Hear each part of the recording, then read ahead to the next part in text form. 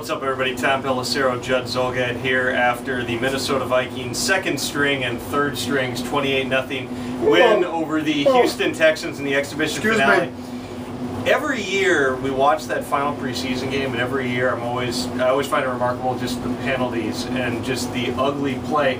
Overall, though, as much as it doesn't really matter, it's second string against second string, the Vikings kicked Houston's ass. They did, but you know what? Once again, I understand why Roger Goodell wants an 18-game regular season, Tom. And the fact that they charge people full price for this game in particular, the preseason's bad enough to charge people full price, but to charge Vikings fans full price for tonight's game is highway robbery. We counted, what, 25 guys who were not in uniform, most of them starters who were healthy. 2 guys were starters played, correct? Anthony Herrera, right guard, coming back from an ACL, not surprising. And then Remy, help me with his last name. Ayadel, thank you. Nose tackle. I think that's it. Well, he starts, he plays 7 plays. I've never actually had to call him by his last name, so I'm not sure. And I called him Remy tonight when I asked him if he was happy he played. He said, I wasn't surprised, but he said I would never ask to play in this game. That's the thing about this game. Yeah, you're looking at some guys who might make the roster, might not, and trying to make some cuts, but you said this to me before the game, and you're right.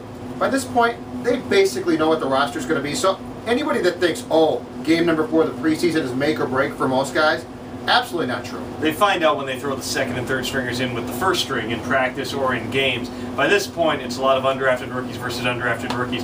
Kind of funny that Matt Leinart was quarterbacking Houston. But let's look at the Vikings quarterbacks here, which is the story of the night, with Christian Ponder and Joe Webb. Honestly, the first 2 or 3 series, the Vikings were moving the football in some of the most unorthodox ways you'll ever see. I mean, they were just terrible-looking plays. At one point, Ponder goes the wrong way on a handoff, scrambles the other way for 15 yards. That basically summed up his game. I turned to you at one point and I said, this looks like an Arena League football game. Yeah. Ponder was taking off. Now, Ponder says he likes to scramble. He's always done it. I got to believe that eventually the Christian Ponder that we're going to see, who will, I would guess, be the Vikings quarterback of the future, is not going to be a guy that runs this much. This is a guy now who I really believe his head is swimming a lot of times, and his first inclination is, I'm going to take off. That is not going to be something the coaching staff wants to see. Something else they're not going to want to see. His first scramble tonight, he dove head first. Right, you probably don't want to do that. Bill Musgrave told him that's okay because when you dive backwards, you expose more of your body, and plus when you dive head first, you get more yards. You know what? That's not a good idea, Christian. It's your head. You don't want to get a concussion.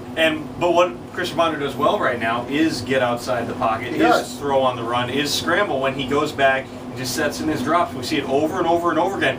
The ball's off target, and it's not because of a physical problem with Christian Ponder. Right. It's that there's something wrong with the timing. He's not seeing the windows the way that he needs to, and it's not entirely surprising where you have Joe Webb, who continues to look basically like Joe Webb. Yeah, but I think right now, if you needed a second quarterback, let's say McNabb gets hurt against the Chargers on September 11th in San Diego, I think Joe Webb is the guy that you probably put in second right now. The thing with Ponder, and we've seen this through training camp practices and games, he is so apt to scramble and try to throw on the run that his feet are never really set. I think a lot of his problems with his passing is, much like a baseball player, his footwork isn't right yet, and I think he's going to get confidence in that footwork eventually. I think eventually Ponder will be fine, but I think the guy we're seeing right now really isn't the quarterback we're going to see down the road. So quarterbacks, we know who's going to be on the 53-man roster. Let's roll really quick through the rest of the roster here. Running backs. How can you do that quick? The big question. We're going to be here all night. We're going to go quickly. Keep your answers short. The big question in my mind is, do you keep a fullback? And I don't think that there's one on this team. Maybe they find one on the waiver wire or on the street, but Ryan D'Imperio, Matt Ozzie out of nowhere. They might, I agree with you, they might pick up a fullback off the street. Right now, I think they keep the extra tight end. And remember, they employ H-backs. It doesn't matter. The H-back is a fullback. It's an interchangeable position. So the way this thing's geared right now, I think there's no fullback, and I think that's no big deal. And they've also got to look at Caitlyn King, who did look good down the stretch here, albeit behind a third-string line and against third strings for the other team. But there's a guy who was in the supplemental draft. Real quick on Caitlyn King.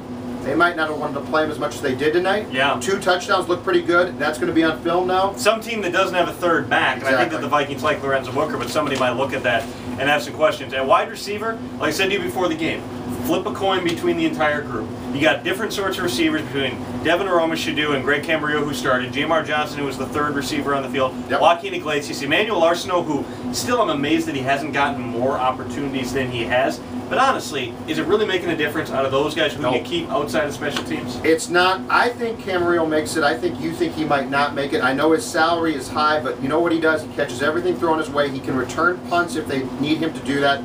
I think he makes it because I think Frazier will push for him to make it because he's a security blanket type of guy. But you're right. At this point, the depth chart at wide receiver, when you're looking at the talent that they have, it's not like you're cutting Pro Bowl players. Right. It's not that big a deal.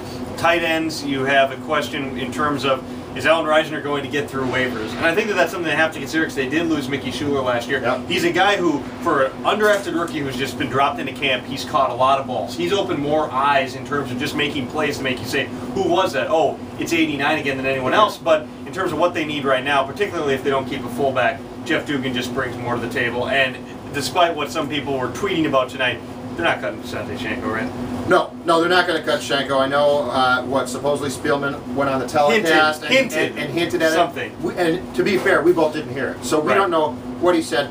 Reisner, I could see Bill Musgrave actually fighting to keep him, though, because if you're an offensive coordinator, he's the type of player, he's got really good hands, and it is not simple to find a tight end with hands as good as Reisner. I wonder, too, I do think there's a chance, even with all the players who are going to be cutting out there on the market, that he could get picked up. I think he's shown enough. Teams are going to know about him. If Mickey Schuler did last year, you'd think perhaps Alan Reisner would. Offensive line, the starting five seems to be set now that Anthony Herrera appears to have done enough to be on the team. They'll keep Chris DeGear. I think they'll keep John Cooper over Brandon Fusco, even though Fusco looked awfully good in this game, particularly in run blocking. He's a bigger body. He's a bigger guy than anybody else they have coming out of Division II. I think you're right. I think they can get him through waivers. You can get him through waivers, and you can get him to the practice squad. And I think they like Cooper. Cooper can play center. He's proven he can play guard. They're always looking for that position of flexibility on the offensive line, so I think Cooper makes it. And then you've got Ryan Cook, who you would think is going to be in the mix. And then you've probably got a ninth spot, which DeMarcus Love, that's a guy I don't think that they would expose to waivers. No, I think he makes the roster. They might, but I think that they'd be careful with it. I think Love will make the roster. I do think with Cook, too, the good thing with Ryan Cook is that I know fans still don't like him for the most part.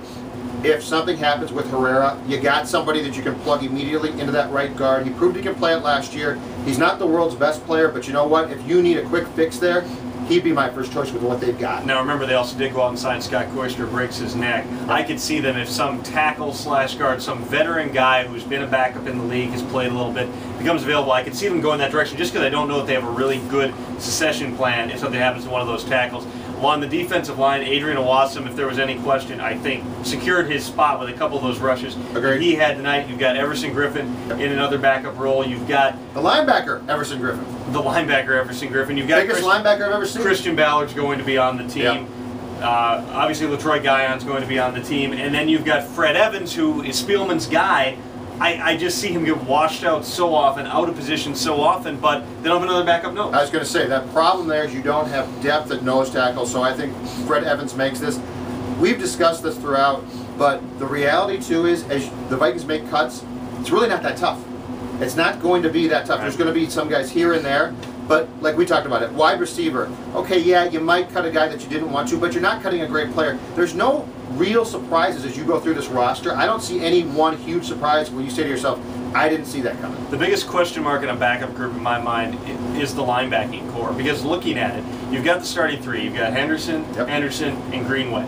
I could see any of those six guys being on the roster or off the roster. I just don't know because you've had so many injuries in the group. We haven't really been able to figure out how they stack up on the depth chart. Also, Tom, do you think that linebacker is a place where the Vikings look at the waiver wire, see what happens? I'm not convinced they're sold on Aaron Henderson yet, at weak side linebacker. That would be the one position that would not shock me because you could bring in somebody at a relatively inexpensive price because the Vikings are up against the salary cap. And what if that happened? On top of that, you now have Jasper Brinkley, who I think is going to end up on IR, because how do you keep a backup middle linebacker on the active roster and use a roster spot on for 8 weeks if that's how long he's out? And just had hip surgery, right? But they don't have another guy who's played in the league at linebacker. Yeah, Heath Farwell's played a few snaps. Yeah, you know what? They don't have a backup plan. No, and right there, once again, you're talking about special teams guys who happen to play linebacker. That's what I'm saying is it wouldn't shock me if the Vikings are going to go look real hard at the waiver wire to see who's out there, because there's going to be a lot of players out there.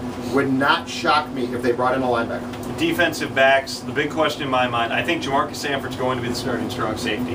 Does that mean that they cut Tyrell Johnson? You know, I wouldn't be shocked by that. The only thing is, it's a second-round pick. That's the only. But Tyrell Johnson doesn't do anything really for you on special teams. He's a guy who's had a lot of opportunities, and if he doesn't win the job this year, this is the second year in a row he didn't win the job. That one would not surprise me in the least. I think it'd be tough for them to do because he's a second-round pick, but I think it might be, if you're looking at cutting a high draft pick ever, a logical move.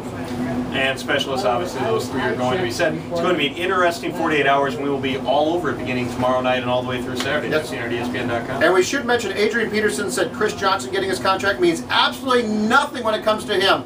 Sure, Adrian, we believe that one. He'll just compare it to the Larry Fitzgerald contract, fair enough. Yeah.